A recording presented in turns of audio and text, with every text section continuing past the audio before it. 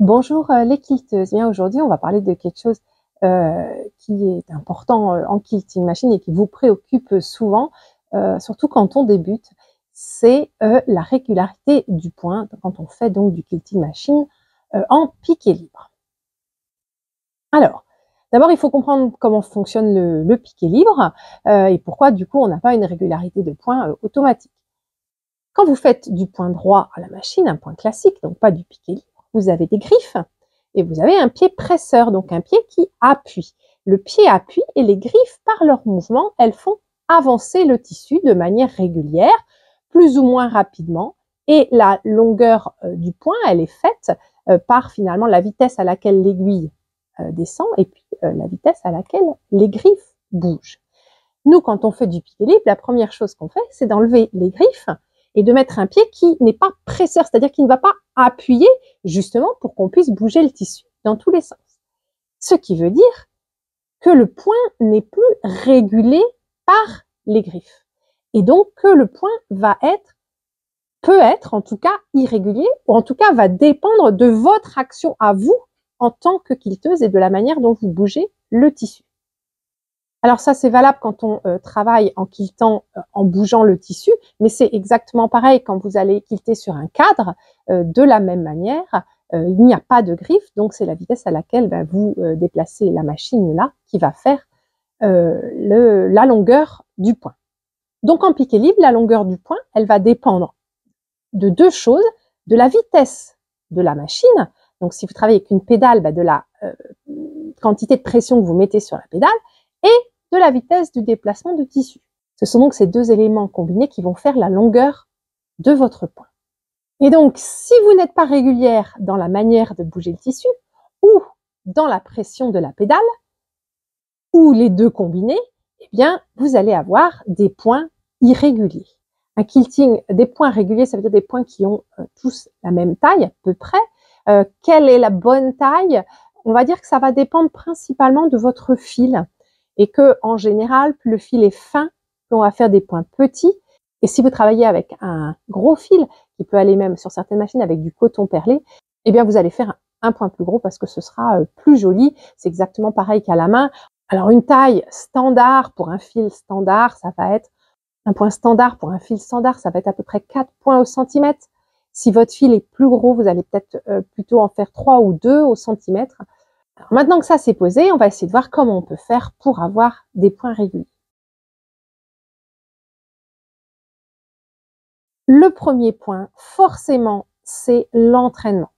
C'est-à-dire que plus on est à l'aise avec sa machine, que ce soit en bougeant ou sur cadre, d'ailleurs tout ce que je dis dans ces vidéos est valable pour les deux, eh bien, plus vous allez être à l'aise, plus vous allez arriver à faire des jolis motifs, plus vous allez travailler, plus vous allez avoir d'expérience, et plus vous allez tendre vers un point régulier, parce qu'en fait, vous allez faire moins d'à-coups, et donc vraiment, votre point petit à petit va se construire régulièrement.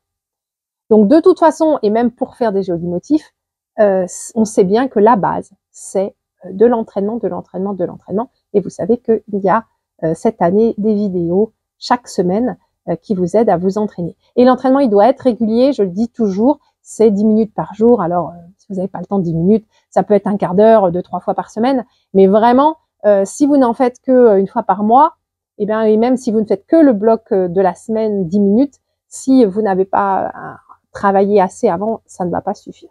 Donc voilà, il faut s'y atteler pendant vraiment peut-être un mois ou deux, presque tous les jours, ou en tout cas très régulièrement dans la semaine, d'en faire un petit peu. Et donc vous allez, à la fois vos motifs, vous allez arriver mieux à faire des motifs, et à la fois, forcément, votre point va s'améliorer au niveau de la longueur. Ça va être plus régulier grâce à la fluidité de vos mouvements. Et donc en vous entraînant, vous allez aussi pouvoir vous analyser quand vous regardez justement où sont vos petits points, où sont vos gros points, et vous allez voir que vous avez des moments où vous allez plus vite, en fait vous bougez plus vite le tissu, et d'autres moments où vous bougez moins vite.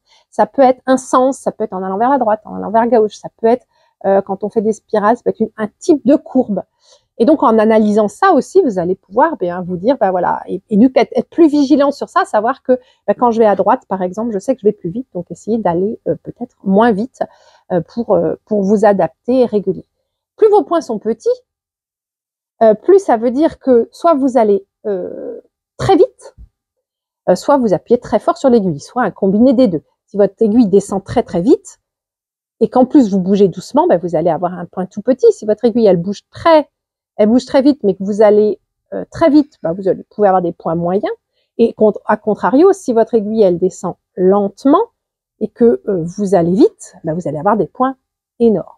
Et donc à partir de là, ben c'est là qu'on va pouvoir travailler pour voir comment on peut avoir un point qui soit plus régulier. Donc, on a parlé de l'entraînement, on a parlé de l'analyse de nos mouvements. Et puis, une troisième chose qui peut vous aider, bien sûr, pour la régularité, ce sont des outils, du matériel qui vont améliorer votre machine et votre quilting. Alors, on peut agir sur plusieurs niveaux pour améliorer, on va dire, technologiquement, enfin, en tout cas, avec des produits pour améliorer la régularité de votre point. Une des problématiques, c'est en fait la glisse que vous avez ici, et donc la façon dont vous déplacez le tissu qui peut être par à-coup, qui peut être gêné si votre patch est grand, et voilà, qui peut manquer de fluidité. Alors bien sûr, la manière la plus radicale de résoudre ce problème, c'est de quilter sur un cadre, parce que quand on quilte sur un cadre, eh ben, on bouge la machine, mais on a, comme la machine elle est posée sur des roulements à billes, on a vraiment une fluidité d'exécution et donc on n'a pas ni le poids du tissu, ni la surface qui nous empêche de glisser. Donc ça déjà, c'est vraiment travailler avec un cadre, c'est vraiment quelque chose qui va améliorer facilement la longueur de votre point. Et donc vous avez maintenant des cadres comme la QT et la Mini Quilter qu'on peut utiliser avec des machines familiales qui ont un encombrement plutôt réduit et qui vont donc vous permettre de quilter plus facilement. Si vous restez sur une machine assise avec un plateau comme je suis ici, alors il y a plusieurs outils qui peuvent vous aider. La première chose, on va parler, c'est comment on peut améliorer la vitesse au niveau de la pédale. Alors soit vous avez sur votre machine comme moi, vous avez un bouton, un réglage de vitesse si vous avez une machine électronique et vous pouvez utiliser un bouton Start and Stop, c'est-à-dire ne pas utiliser la pédale et appuyer. Et du coup, vous allez avoir finalement un quilting de manière linéaire, c'est-à-dire que votre machine, elle va tout le temps. Et donc, vous allez avoir une puissance de machine qui va tout le temps être la même. Donc ça peut être un bon point. Par contre, moi, je suis pas fan parce que j'aime bien maîtriser en fait. Du coup, appuyer plus doucement au démarrage. Et puis, en plus, c'est vrai que le fait d'appuyer sur le bouton Start and Stop, souvent, ça peut nous empêcher de bien tenir le tissu. Donc ça, c'est une question d'expérience. Et de toute façon, tout ce que je vais vous montrer, ça marche pas de la même manière pour tout le monde. Et ça va être à vous de trouver les outils qui peuvent vous aider le mieux. Donc, si vous n'avez pas ce bouton Start and Stop ou si vous n'êtes pas à l'aise avec, on peut travailler au niveau de la pédale en utilisant ce bloqueur de pédale. Donc le bloqueur de pédale, voilà comment il se présente, avec il y a plusieurs vis et plusieurs boulons ici qui vont permettre de l'ajuster en fonction de votre pédale à vous. Et donc on va le poser sur notre pédale et quand on va appuyer, on va être bloqué en fait sur la pédale. Donc on ne pourra pas appuyer trop fort et en appuyant tout le temps pareil, on va être à une vitesse moyenne qui s'adapte en fonction de votre pédale et de vos envies. Donc ça, c'est un bon outil si vous avez du mal à gérer le pied. C'est vrai que quand on quilte longtemps, on peut aussi avoir du mal à garder le pied toujours en même position. Donc là, la pédale de précision va vraiment vous aider sur ce point-là. Donc ça, c'était l'action qu'on pouvait avoir sur la pédale. Maintenant, on va parler des actions qu'on peut avoir sur le mouvement du tissu. La première chose et qui vraiment est assez radicale, c'est ce tapis. Donc c'est un tapis glissant, c'est-à-dire qu'il a une surface qui offre beaucoup plus de glisse que le plateau de votre machine, quel qu'il soit. Donc vous voyez qu'il y a un trou pour mettre l'aiguille. Donc on le positionne comme ça. Il est collant. Il a un système autocollant. Et ensuite, quand ça prend la poussière, par exemple quand ça s'abîme, on le passe sous l'eau et puis il recolle très bien. Donc voilà, on le met ici. Et il y a une vraie différence de glisse entre cette partie-là et puis si je l'enlève ici, voilà. Donc il y a une vraie différence de glisse et le fait que le tissu glisse mieux, ça vous donne de la souplesse dans les mouvements et donc vous allez avoir un point plus régulier. Autre chose qui peut vous aider, que personnellement j'utilise pas, ce sont les gants qui vont vous aider à ce que vos doigts adhèrent mieux au tissu parce qu'au bout de ces gants de quilting, il y a un enduit qui empêche que ça glisse. Et donc, les personnes qui les utilisent, ça les aide, trouvent que leurs doigts glissent, ne sont pas à l'aise, et trouvent qu'elles ont un meilleur maintien et les utilisent. Ça, c'est vrai. Moi, je suis pas fan des gants parce que j'aime pas avoir quelque chose avec mes mains. Je trouve que j'ai plus de sensations avec les doigts, mais je connais des quilteuses qui ne peuvent pas s'en passer. Donc, essayez avec les gants et voyez si vous êtes plus ou moins à l'aise. Et les gants, bien sûr, existent en plusieurs tailles et plusieurs styles. Alors, un autre outil qui va nous aider à déplacer avec plus de fluidité notre tissu et donc à avoir des points plus réguliers, eh bien, c'est ce système de suspension qui va se fixer sur votre table. Donc, quelle que soit la table, vous avez un système de réglage. Voilà, vous le mettez comme ça. Vous pouvez le mettre aussi au bout de la table. Vous le mettez à voir quel est l'endroit qui est le mieux pour vous, en fonction de la taille de votre patch aussi.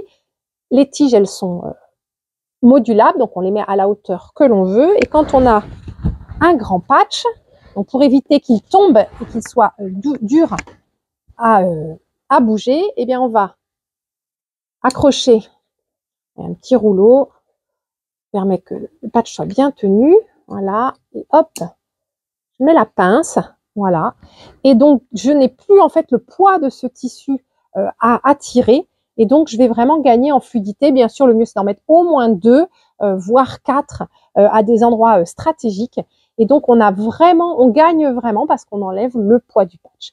On va quitter une partie et ensuite on déplace pour en quitter une autre. Alors, le dernier moyen d'action qu'on a, c'est celui qui est utilisé par les quilteuses professionnelles, qui existe sur la plupart des longues armes, c'est le régulateur de points. Le régulateur de points, c'est une technologie qui est souvent basée sur un laser qui va analyser la vitesse de déplacement de votre patch et qui va du coup ajuster en fait la vitesse de la machine à votre déplacement. Donc, plus vous allez vous déplacer vite, plus la machine va aller vite, plus vous allez vous déplacer lentement, moins la machine va aller vite. Et grâce à ça, en fait, vous allez avoir un point régulier. Donc forcément, tout ce que je vous ai expliqué avant, eh bien, avec le régulateur de points, vous avez pas besoin de vous entraîner et pas besoin de matériel supplémentaire parce que ça va vraiment tout de suite vous donner un point régulier. Alors, les régulateurs de points, malheureusement, c'est quelque chose qui n'existe pas énormément sur les machines familiales. La marque Janome que je distribue vient de développer le pied ASR, qui est donc un pied régulateur de points grâce à un système de laser qui analyse les mouvements et permet donc d'avoir un point régulier. Il y a même plusieurs têtes pour pouvoir aussi quilter avec les règles avec ce régulateur de points. Et Bernina a aussi ce qu'on appelle le pied BSR, donc qui est un pied régulateur de points. Et puis quand on passe à la catégorie un petit peu au-dessus des machines, sur les longues armes, la plupart des longues armes ont un système intégré, en particulier la Little Rebel que je vous montre ici. Et donc elle a ce système de laser qu'on voit ici devant la machine. Et le laser donc analyse le mouvement et vous n'avez absolument rien à faire et pas à penser à la longueur de boîte, hein, juste à penser à la longueur de votre motif. Dernière option, si vous avez une QT et un certain nombre de machines à coudre familiales, vous pouvez installer dessus le surstitcher. Donc, c'est un système externe de régulateur de points avec des capteurs qu'on installe sur les roues de la QT et qui donc va vous donner aussi une belle régulation de points. Alors, je résume. Pour avoir un point régulier, eh bien, il faut de l'entraînement parce que forcément, avec l'agilité, vous allez vous améliorer. On peut travailler avec des outils qui vont vous aider à gagner en glisse, à mieux appuyer sur la pédale. Et l'outil ultime, le régulateur de points, qui va tout de suite vous permettre, dès que vous démarrez, d'avoir ce point régulier. Voilà, si vous avez des questions, n'hésitez pas à me les poser dans les commentaires et j'y répondrai. Si vous avez besoin d'aide pour choisir une machine pour le quilting, eh bien, n'hésitez pas aussi à nous contacter parce que en fonction de chacune et de vos besoins, il y a plusieurs types de machines qui peuvent vous convenir. Et je vous dis à bientôt. Et puis, quiltez bien, amusez-vous bien et on se retrouve bientôt pour d'autres vidéos. À bientôt!